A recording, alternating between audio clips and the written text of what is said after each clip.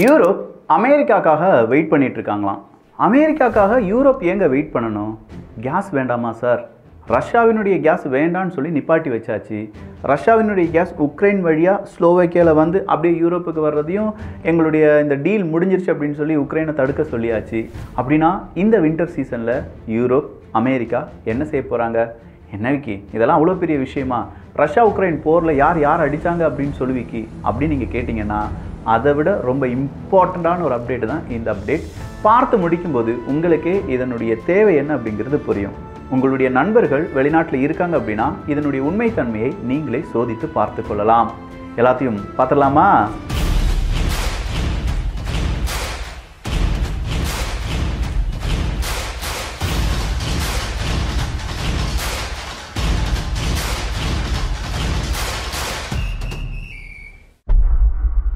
பொதுவாக இந்த இயற்கை எரிவாயு அப்படிங்கிறது நம்ம நாடுகளை விட ஐரோப்பா இல்லாட்டி இந்த அமெரிக்கா போன்ற நாடுகளுக்கெல்லாம் ரொம்ப தேவை. ஏன்னா அவங்களுடைய வின்டர் சீசனில் மைனஸில் அங்கே இருக்கக்கூடிய வெப்பநிலை அப்படிங்கிறது போகும்.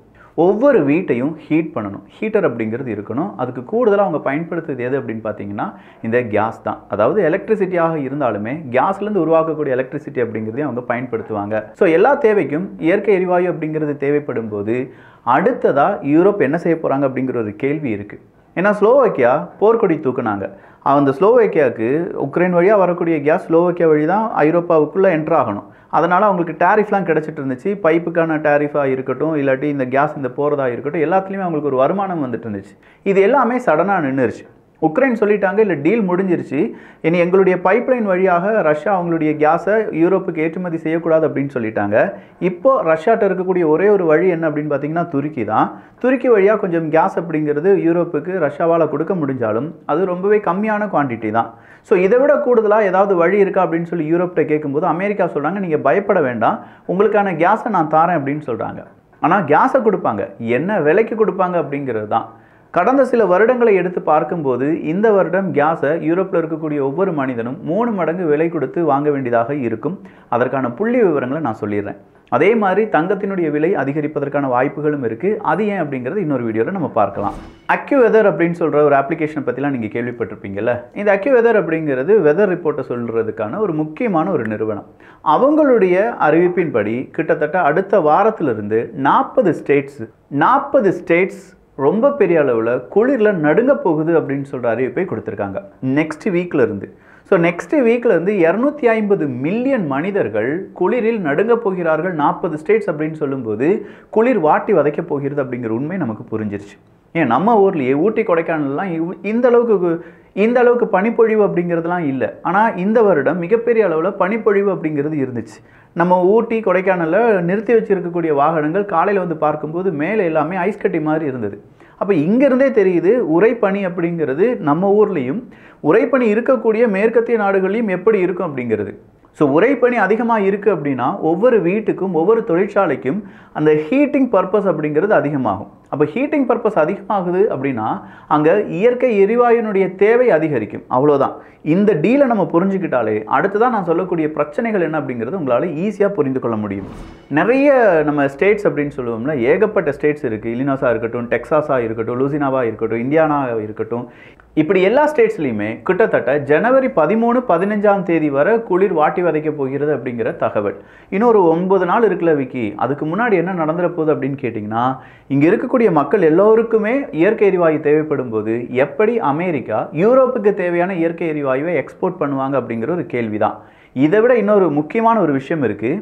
எலக்ட்ரிசிட்டி ஜென்ரேஷன் அப்படின்னு சொல்கிறது அமெரிக்காவை நம்ம எடுத்து பார்த்தோம்னா அவங்கள 43% கேஸ் வழியான எலக்ட்ரிசிட்டி ப்ரொடக்ஷன் தான்.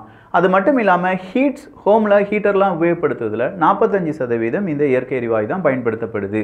அப்போ இது இரண்டுமே சேரும்போது இந்த இயற்கை எரிவாயுனுடைய தேவை அமெரிக்காவில் அடுத்த ஒரு ஜம்ப் ஆகும், பெரிய அளவில் ஒரு குதிப்பு நிலையில் ஏற்படும். ஸோ அமெரிக்காவுக்கு தேவையான இயற்கை எரிவாயு அதிகமாகும் போது ப்ரொடக்ஷன் பண்ணுறது எந்த அளவுக்கு கம்மியாகும் அப்படிங்கிறத நம்ம யோசிக்கணும். அப்பாலாச்சியன் மவுண்டெயின்ஸ் அப்படின்னு சொல்கிற அப்பாலாச்சியன் மவுண்டெயின்ஸ் அப்படிங்கிற இடங்கள் இருக்குது. இந்த அப்பாலாச்சியன் மவுண்டெயின்ஸ் அப்படின்னு சொல்லக்கூடிய இடங்களில் இருந்து தான் கூடுதலாக அமெரிக்கா என்ன செய்கிறாங்கன்னா அவங்களுடைய கேஸை எடுக்கிறாங்க. இங்கே அமெரிக்கா ஒரு நாளொன்றுக்கு 105 billion cubic feet of gas அப்படிங்கிறத எடுத்தாலும் அதில் 1/3 எங்கேருந்து தான் எடுக்கிறாங்கன்னா இந்த அப்பாலாச்சியன் மவுண்டெயின்ஸ் அப்படிங்கிற இடத்துல தான் எடுக்கிறாங்க. ஸோ இந்த மூன்றில் ஒரு பகுதி அப்பாலான்சியன் மவுண்டன்ஸ் அப்படின்னு சொல்லும்போது இப்போ குளிர் நடுக்க போகிறது அப்படின்னு சொன்னோம் பார்த்தீங்களா, அந்த குளிர் அங்கே இருக்கக்கூடிய எக்யூப்மெண்ட்ஸ் எல்லாத்தையுமே ஃப்ரீஸ் பண்ணிடும்னு சொல்கிறாங்க இந்த அப்பாலான்சியன் மவுண்டன்ஸில் இருக்கக்கூடிய எக்யூப்மெண்ட்ஸ். இதனால் மூன்றில் ஒரு பங்கு கேஸ் எடுப்பது அப்படிங்கிறது அமெரிக்காவுக்கு சிம்ம சொப்பனமாக மாறும். அப்படி இல்லைனா அதில் ரொம்ப பெரிய அளவில் அவங்க கூடுதலாக சிரத்தை எடுக்க வேண்டியதாக இருக்கும்.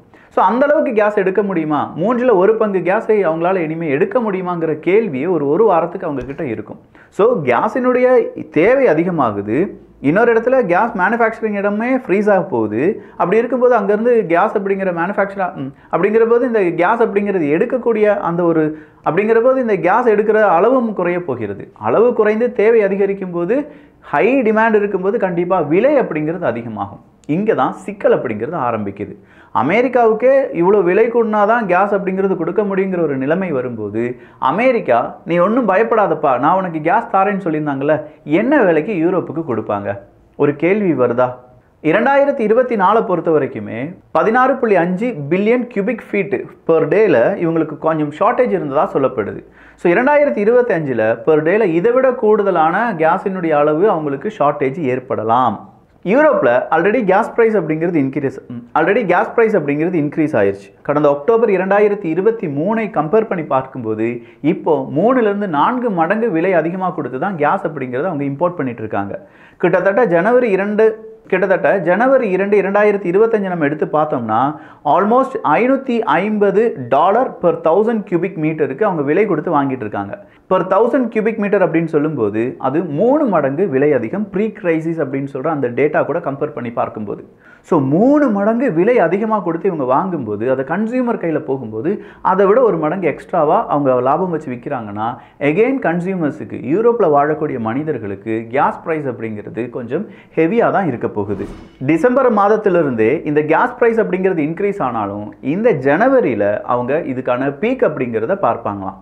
ஸோ இப்படி பீக்கை பார்க்கக்கூடிய யூரோப்புக்கு அமெரிக்கா உதவி செய்தால் மட்டும்தான் அமெரிக்காவை நம்பி இந்த களத்தில் குதித்த யூரோப் நாடுகள் எல்லாருமே கொஞ்சம் சேவ் ஆவாங்க. அப்படி இல்லைனா அவங்க நாட்டில் இருக்கக்கூடிய மக்கள் எங்கள் நாட்டுக்கு என்ன ஆனது, எனக்கு என்ன ஆனது, அமெரிக்காவினுடைய வாக்குறுதி என்ன ஆனது, மேற்குலக நாடுகளுடைய பவர் கேப்பபிலிட்டி என்ன ஆனது அப்படிங்கிற ஒரு கேள்வியை கேட்க ஆரம்பிச்சிட்டாங்கன்னா நம்ம ஒவ்வொரு மக்கள் மாதிரி அரசியல்வாதிகள் சொல்கிறதுக்கெலாம் ஆமா சாமி சொல்ல மாட்டாங்க. கண்டிப்பாக அவங்க எதிர்த்து கேள்வி கேட்பாங்க. பல நாடுகளில் அரசியல் சிக்கல்கள் அப்படிங்கிறது உருவாக வாய்ப்புகள் இருக்குது. ஆனால் இந்த சிக்கலெல்லாம் பார்க்கறதுக்கு முன்னாடியே ஜோ பைடன் அவர்கள் டாடா பாய் பாய் சொல்லிட்டு போயிடுவார். இன்றைக்கி கூட ஜோ பைடன் அவர்கள் வேர்ல்டு பேங்க் வழியாக ஒரு 20 பில்லியன் பாகிஸ்தானுக்கு கொடுத்துரு, இன்னொரு 20 பில்லியன் அமெரிக்கா கொடுத்துரு அப்படின்னு சொல்லி ஒரு 40 பில்லியன் அமெரிக்க டாலருக்கான உறுதியை கொடுத்திருக்கிறார்கள்.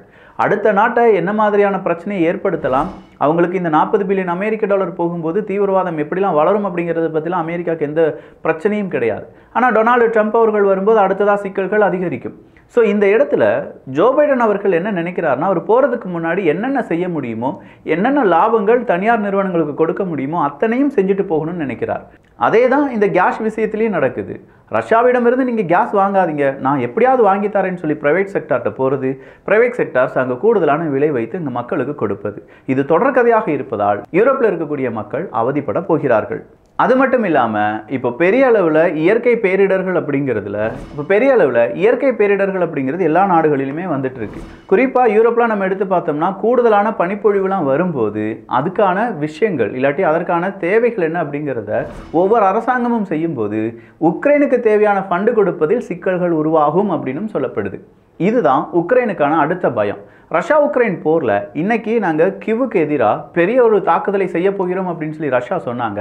அதுக்கு முன்னாடியே உக்ரைன் என்ன செஞ்சிட்டாங்கன்னா ரஷ்யாவினுடைய பெல்கரோட் பகுதியில் ATACMS அமெரிக்காவினுடைய லாங் ரேஞ்ச் வெப்பனான ATACMS வச்சு அடிச்சிட்டாங்க. அப்படி அடித்ததற்கு நாங்கள் கண்டிப்பாக திருப்பி அடிப்போம் அப்படின்னு சொல்லி ரஷ்யா சொன்னாலும் இன்னும் திருப்பி அடித்தல் அப்படிங்கிறது நடக்கலை. கர்ஸ்க் பகுதியில் வடகொரியாவினுடைய இராணுவ வீரர்களுக்கும் இங்கே ரஷ்யாவினுடைய இராணுவ வீரர்களுக்கும் பெரிய இழப்பு வந்துவிட்டது அப்படின்னு சொல்கிற செய்தியை இன்றைக்கி கியூ தொடர்ச்சியாக கொடுத்துக்கிட்டே இருக்காங்க. இப்படி தொடர்ச்சியாக அவங்க கொடுப்பதற்கான காரணம் இந்த வின்டர் சீசன்லையும் இதே மாதிரியான ரஷ்யாவுக்கு இழப்புகளை ஏற்படுத்த வேண்டும் என்றால் எங்களுக்கு நீங்கள் வெப்பன் தாங்க, பாருங்கள் நாங்கள் எவ்வளோ பெரிய இழப்பை ஏற்படுத்தி கொடுக்கிறோம் அப்படின்னு சொல்கிற அந்த நியூஸ் மேற்குலக நாடுகளுக்கு போகணும். அப்படி போனால் தான் உக்ரைனுக்கு தேவையான உதவிகள் அப்படிங்கிறது கிடைக்கும். ஸோ இப்போ உக்ரைன் இதை ரொம்ப பிரபலப்படுத்துவாங்க. அப்படி பிரபலப்படுத்துவதற்கு அமெரிக்க ஊடகங்களும் அதை அதற்கு ஓகே சொல்லுவாங்க. ஏன்னா அமெரிக்காவினுடைய ஒத்துழைப்பு டொனால்டு ட்ரம்ப் அவர்கள் ஆட்சிக்கு வந்த பிறகு கிடைக்குமா இல்லையாங்கிற டவுட் இருக்கும்போது எவ்வளவு சீக்கிரம் எவ்வளவு பணத்தை உக்ரைனுக்கு கொடுக்க முடியும் அப்படிங்கிற கேள்வி மட்டும்தான் ஜோ பைடன் அவர்களுடைய அரசாங்கத்தை பொறுத்தவரையிலும் இருக்கு. அடுத்ததா லெப்பர்டு 2A4 டேங்க் அம்யூனேஷன்ஸ் அப்படிங்கிறது எல்லாமே இன்னைக்கு தகர்க்கப்பட்டதாக செய்திகளை வெளியிட்டிருக்கிறது ரஷ்யா. ரஷ்யாவினுடைய கணக்குப்படி மேற்குலக நாடுகளுடைய ஒவ்வொரு டேங்குகளையும் பீரங்கிகளையும் அதற்கு தேவையான அம்யூனேஷன்ஸ் எங்கெல்லாம் இருக்குது அப்படிங்கிறத பின் பாயிண்ட் வைத்து அவங்க தாக்கி அழித்து கொண்டிருக்கிறார்கள். சொல்லப்போனால் பல இடங்களிலும் ரஷ்யாவினுடைய ஃப்ரண்ட் லைன் அப்படிங்கிறது மேசிவான எக்ஸ்பேன்ஷன் ஆகியிருக்கு. ஸோ இந்த மேசிவான எக்ஸ்பேன்ஷன் ஆகி இருக்கக்கூடிய இந்த நிலைமையில் கர்ஸ்க் பகுதியில் திடீர்னு உக்ரைன் என்ன செய்கிறாங்கன்னா ஒரு கவுண்டர் ஒஃபென்சிவ் கொடுப்பதற்கான முயற்சிகளில் ஈடுபடுறாங்க. தொடர்ச்சியாக ஒரு 5-6 மணி நேரம் அவங்க கவுண்டர் ஒஃபென்சிவ் கொடுத்ததாக தகவல்கள் வெளியாகி இருக்கிறது. ஆனால் ரஷ்யா அதை திரும்பியும் என்ன செஞ்சிட்டாங்க, உக்ரைனுடைய கவுண்டர் ஒஃபென்சிவ்லேருந்து திரும்ப அவங்க ஒஃபென்சிவாக மாறிட்டாங்க அப்படிங்கிற தகவலை ரஷ்யாவினுடைய டிஃபென்ஸ் மினிஸ்ட்ரி கொடுத்திருக்கிறார்கள்.